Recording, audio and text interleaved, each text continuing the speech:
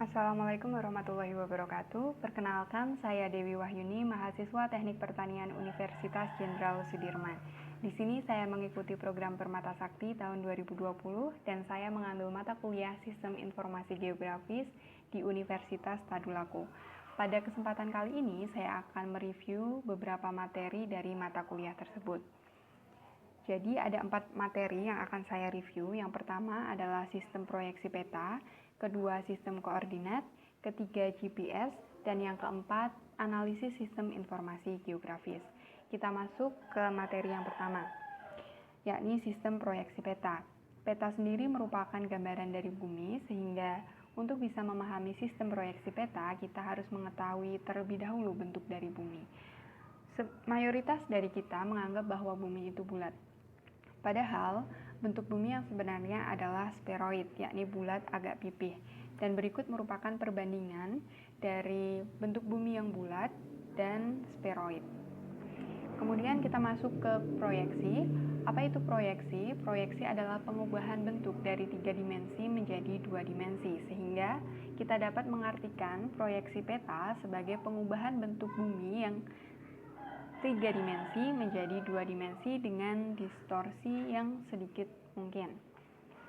Dan berikut merupakan gambaran dari pengkonversian bentuk bumi yang 3D menjadi 2D atau 3 dimensi menjadi 2 dimensi. Nah, dalam pengkonversian ini sendiri dilakukan dari sistem referensi geografis atau spherical menjadi sistem planar atau Cartesian.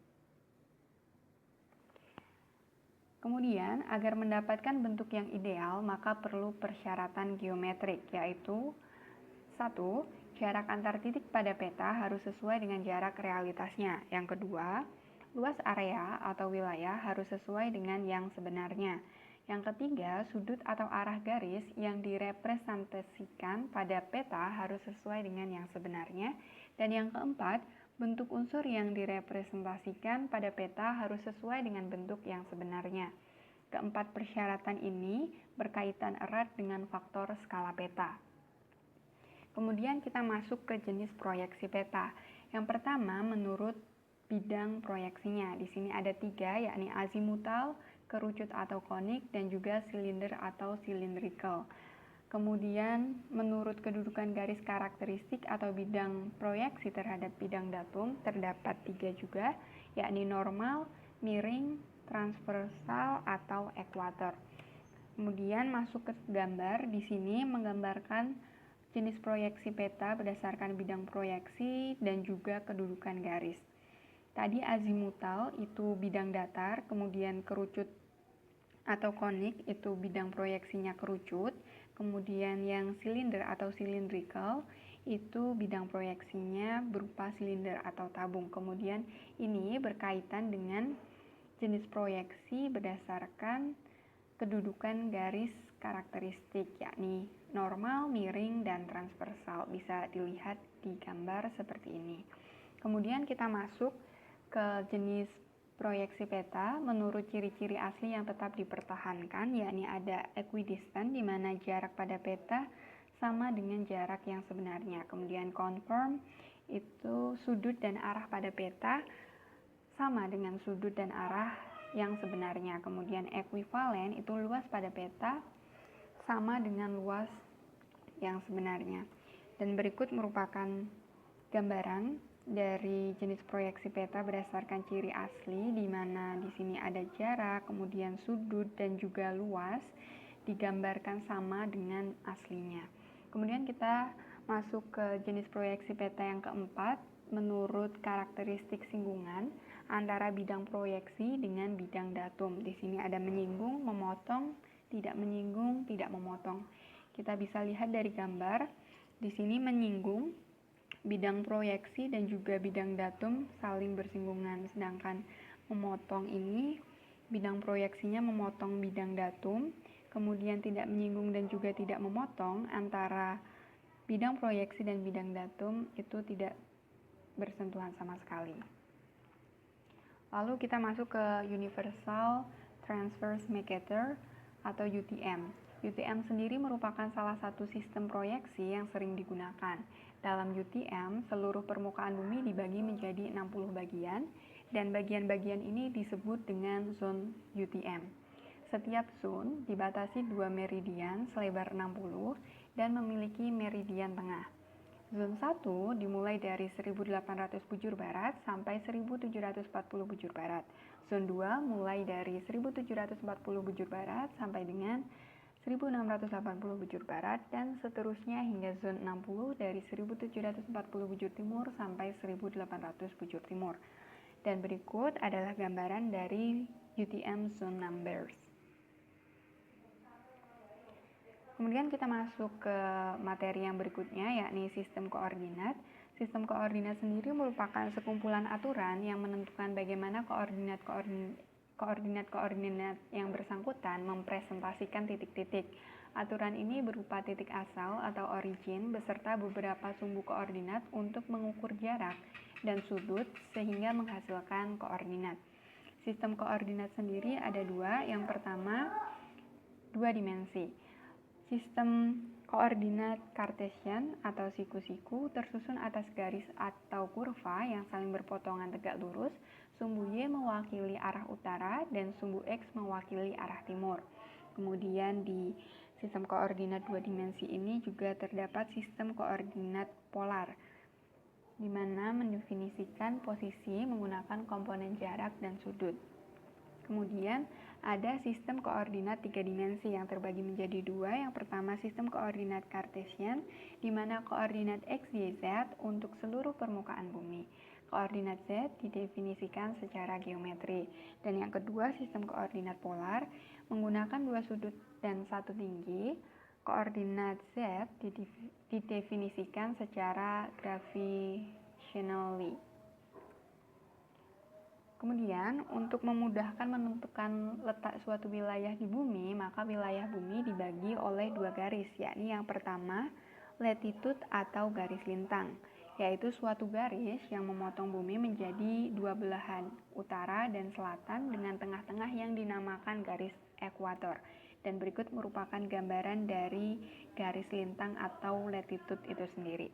Kemudian yang kedua itu longitude atau garis bujur, yakni suatu garis yang memotong bumi menjadi dua bagian, yaitu barat dan timur, dengan tengah-tengah yang dinamakan prime meridian. Dan berikut merupakan gambaran dari garis bujur atau longitude. Kemudian kita masuk ke materi yang selanjutnya, yakni GPS atau Global Positioning System. GPS sendiri merupakan sebuah sistem yang dapat menunjukkan posisi benda di permukaan bumi secara cepat di semua tempat, pada semua kondisi, dan pada setiap waktu. GPS menggunakan 24 satelit yang berada pada ketinggian 1.200 mil di atas permukaan laut. Kita tahu bahwa 1 mil sendiri itu sama dengan 1,6 km. Jadi 12.000 mil itu lumayan jauh. Cukup jauh. Kemudian satelit ini beredar pada dua lintasan orbit yang konstan dengan kecepatan berkisar 7.000 mil per jam. Contoh satelit yang digunakan yakni Navtar. Kemudian masuk ke fungsi GPS, yakni menghitung jarak dan arah dari lokasi tempat kita berada, kemudian juga menyimpan dalam memori lokasi kita berada, dan juga menampilkan kekuatan baterai, posisi satelit, dan juga kekuatan sinyal. Kemudian kita masuk ke sistem navigasi. Sistem navigasi sendiri merupakan sistem yang menandai di mana posisi mereka ataupun kita dan menunjukkan kemana mereka pergi serta bagaimana cara mereka pulang. Ada 3 sistem navigasi. Yang pertama yakni navigasi kuno. Ini penghuni gua memberikan tanda pada dinding gua, kemudian pelaut berpegangan pada posisi bintang. Dan berikut gambaran dari navigasi kuno. Seharusnya lebih ke penandaan di dinding-dinding. Begitu. Kemudian kita masuk ke navigasi kompas yang memberikan arah utara, dan berikut merupakan gambarnya. Lalu kita masuk ke navigasi seksan. Navigasi seksan ini sendiri memperkirakan sudut tinggi bintang, bulan, dan matahari di atas horizon. Dan berikut merupakan gambaran dari seksan itu sendiri. Selanjutnya kita masuk ke komponen GPS. Di sini ada space segment, user segment, dan juga control segment. Kemudian kita masuk ke prinsip kerja GPS. Satelit GPS akan memberikan informasi kepada receiver GPS mengenai jarak atau posisi satelit, sehingga receiver tahu bahwa mereka berada pada suatu radius tertentu dari satelit. Kemudian apabila ada dua satelit, maka receiver tahu posisi mereka berada pada dua lokasi yang berpotongan dua radius, sehingga GPS receiver mampu menghitung tempat yang paling mungkin. Semakin banyak sinyal satelit yang ditangkap, maka semakin teliti satelit menghitung posisi receiver. Kemudian kita masuk ke GPS error source. Di sini ada noise, yakni gangguan pada sinyal, kemudian bias, di sini selective availability atau SA, multipath, delay oleh ionosphere dan troposphere. Kemudian ada juga blunder, di mana blunder itu merupakan kesalahan user seperti kesalahan datum, kesalahan komputer pada segmen kontrol. Dan berikut merupakan gambaran dari GPS error source. Kemudian kita masuk ke kelemahan GPS. Yang pertama, tidak dapat digunakan pada tempat tertutup atau terhalang gedung-gedung tinggi. Kedua, jenis baterai AA, dan jika habis, tidak ada cadangan bantuan navigasi. Ketiga, kesalahan untuk menghitung ketinggian cukup besar. Dan yang keempat, tidak cocok untuk membantu sebagai informasi navigasi di daerah pegunungan. Kemudian kita masuk ke materi terakhir, yakni analisis sistem informasi geografis. Di sini ada buffer yang digunakan untuk membuat penyangga dengan suatu jarak tertentu pada feature titik, garis maupun poligon yang diseleksi buffer menghasilkan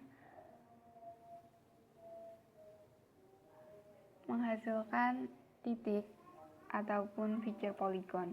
Kemudian ada overlay, yakni kemampuan untuk menampilkan grafis satu peta di atas grafis peta yang lain dan menampilkan hasilnya di layar komputer atau pada plot.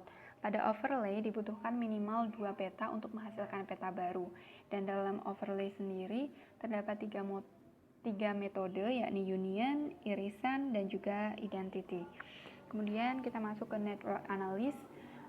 Analisis spasial mengenai pergerakan atau perpindahan suatu sumber daya dari suatu lokasi ke lokasi yang lain melalui unsur-unsur bantuan manusia yang membentuk jaringan.